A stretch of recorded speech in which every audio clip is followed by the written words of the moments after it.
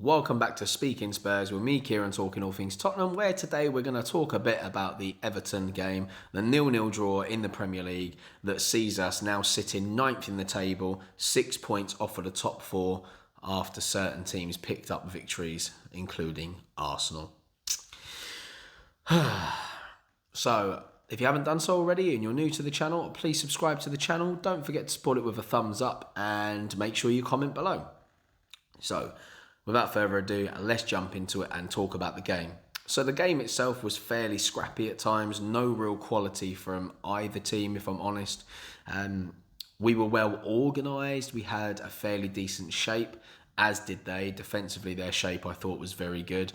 Lo Celso had the best chance of the game where, he nearly scored with 2 minutes to go, just hit the post. I remember watching as the shot and it felt like an eternity waiting for the ball to make it towards the goal. Will it, won't it? Keeper was definitely beaten. But no, I rattled against the post. I didn't fall into the path of any of our oncoming players. Which means for us, that's no goals in the last 3 games, no shots on target in the last 2.5 games, our longest run for, since 2013, something shocking like that. A little bit about what Conte said. He doesn't like draws, but it's a good start. And he means in the Premier League for us, it's good to get a point on the board. He said, he only started to work with the players on Wednesday. We've had 2 vitally important games, obviously the Europa Conference League, where we had to pick up some points because of the situation we found ourselves in after that horrific loss where Nuno decided to rest all 11 starting players. So we got the win there. We've got a point on the board in the Premier League, which is better than nothing at the end of the day. He said we need tactical work. However, he liked that the players showed some fight in the game, and that's the most important thing. He said Everton is a tough place to come for everybody. The result is good, but we need to keep close to 4th spot, be competitive and close the gap. And he said he was able to use the Vitesse footage to show the players what they want from the team, how they want them to work, things they want them to do moving forward. So, although it's not been the best week, it's been a productive week for him. And let's face it, Everton started the season well. They've had a little blip and they were always going to come out of it at some point. It was probably going to be at home. And of course it was going to be against us. I mean, you look at Manchester United, been terrible. Play really well against us and then straight after go back to being useless again. But look, Everton are a good side. They have a very good manager. They have some very good players at the moment, or players that seem to work well together. As I said, with Townsend and Damari Gray, worked very well with Dominic Calvert-Lewin. Luckily for us, he wasn't playing. Defensively, I think they have very good shape. So if we talk about the game itself, away from Conte now, for us, I think we were held back because of our slow passing. We just didn't move the ball about quick enough, weren't using our outlets to the full advantage. Hard work from Alan and Delph, I thought, made it very hard for us. I thought Everton were very quick to get back into a defensive shape. And we know, look, Alan is, for me, a very underrated defensive midfielder. And Fabian Delph, again, even for his age, I think he's underrated. The work rate that he's still putting in, I think, is brilliant. And them two worked very well together to stop us essentially coming through the middle. I mean, we did create space, which is great because of the formation that we had with the fullbacks being out wide. Emerson and Reguilon, they had lots of space down the outside because of Delph and Alan doing all that work in the centre. It gave us that space out wide to work with. We just didn't utilise it well enough. I mean, Reguilon had a chance. But between the two of them, I just think at the moment they're not clinical enough. Their crossing certainly isn't good enough at the moment. Their passing, that comes at a cost anyway with being a faster player. You're up and down a lot, especially in that fullback role. I've played fullback pretty much the whole of last season, and I can assure you, it doesn't matter how fit you are, it's hard work. You are up and down, up and down. And if I've learned anything, when you're running at full flight, to hit a ball perfectly truly exactly where you want it, it becomes a very difficult thing to do, even at the highest level. So I can forgive some mishit crosses and things like that. But however, they did have enough space, and but maybe it was just the support. You know, we're not very good at breaking into the box with our attacking players. Kane loves to come deep. Sonny loves to get the ball on the edge of the box. Lucas loves to dribble his way into the box. So that can be a factor as well. And our front line were poor. There's no getting away from that, and we will talk about that. We had a penalty overturned. I say we did. Everton had a penalty overturned. So, you know, you watch it in full time, and yes, from where the referee was standing, it looks like it could be a penalty. He was then advised to go to the screen. Hugo Lloris, and you can quite clearly see it, gets contact on the ball, and the ball changes direction. He's travelling forward with the ball. Lloris makes the touch, and then the ball moves sideways. That wasn't because of any way Richarlison had moved the ball. He was just trying to run through on goal. So I believe it was the right decision to overturn it, as does Conte. However, Rafa Benitez feels like if that had been anywhere else on the pitch, it still would have been a foul, regardless of the ball being touched. But I don't know. Let me know in the comments below what you think. Was it a penalty? Were we lucky to have it overturned? And then the other talking point of the game, Holgate had a yellow card that was then overturned and upgraded to a red card when the referee was once again advised to go to the screen and check it out. He did, and yes, although the ball was won, Holgate had every opportunity to lower his legs. I don't believe it was just momentum that took him through, because the first leg, maybe, but the second trailing leg also makes contact as well. I feel like he had every opportunity to pull out of that, didn't, left a bit on Højbjerg, who once again, when fouled, stays on. Obviously he had to go off for some treatment, but wasn't substituted. The guy is an absolute warrior. Just, you know, he takes it. So yeah, they were the two big talking points of the game, but I actually think both decisions were correct, which actually meant that a player had to go in goal because they'd made their substitutions.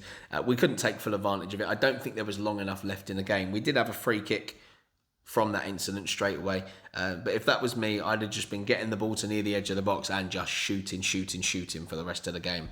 But we didn't create those kind of opportunities. The front line weren't really at it. If we just look at some statistics from the game, we had 55% possession, which isn't too bad, away from home against Everton. We had 8 shots, none of those on target, as you will already know. 84% passing accuracy, 1 clear-cut chance, 2 corners, 62% of our tackles won, 79% of our aerial duels we won. And I just want to point out, Everton only won 20% of their aerial duels. Wow, shocking. So we basically won 80%. There was like point something, but blah, blah, blah, blah, blah. So yeah, incredibly, we smashed them in the air. Hugo had to make 2 saves in the game. And there were 4 yellow cards for us, one of those being for Skippy, who I think has collated enough yellow cards so that he will miss the next game. And there's a positive in that, in a sense, and this is why. Although I think Oliver Skipper's played very, very well so far this season, and no one can deny that, his commitment, the way he gets around the pitch, his energy, his tackling, his ability to look up and try and keep things ticking over in that midfield, I think has been second to none. But of the two of them, Højbjerg will, you know, most likely be the starter. He's a more senior player, has more experience. But what this will mean for us is there's a possibility we could be more attacking now, because I think Skippy and Højbjerg next to each other, it does a great thing in giving us some sort of defensive balance. However, in transition, and yes, Højbjerg did get forward every now and again. Skippy towards the end of the game was certainly getting himself forward. The problem I have is they're not regular playmakers or attacking players, so therefore their decision making at times isn't the best. So what we can have, if Skippy has to sit out the next game, either Winksy's going to get a chance, or arguably Tanguy can go in there, or Lo Celso.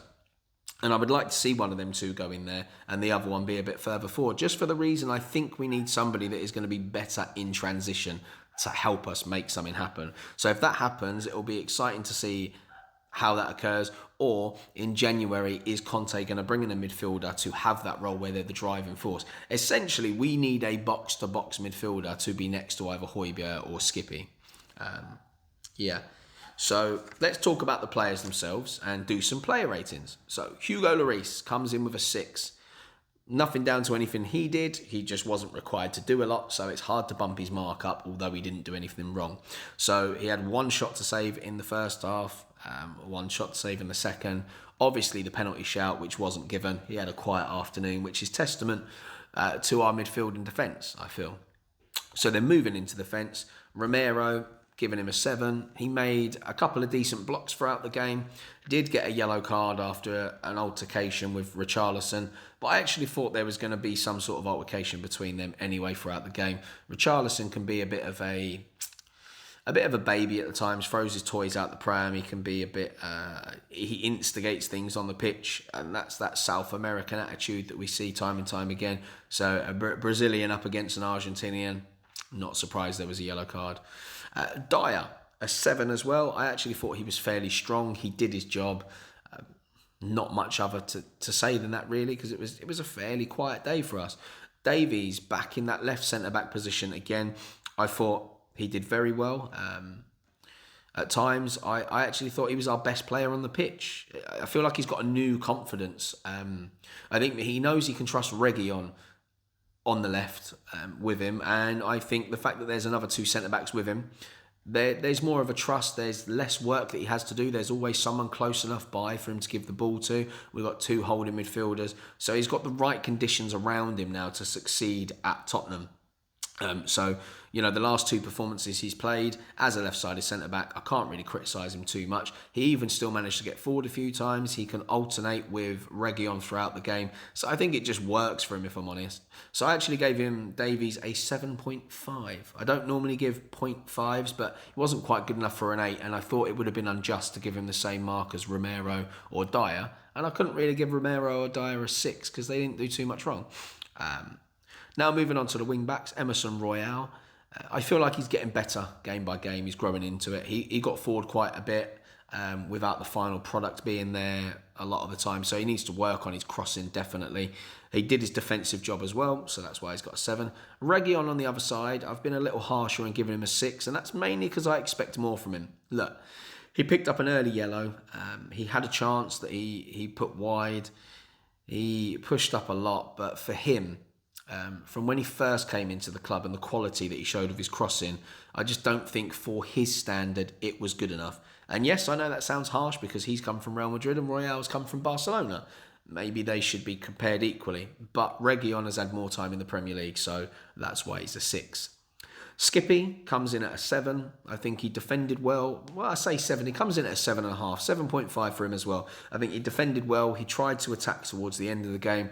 And I think based on his age, that's why I can bump his score up to the 7.5. It's his first proper season in the Premier League. He's doing a good job for us up against tough opponents time and time again.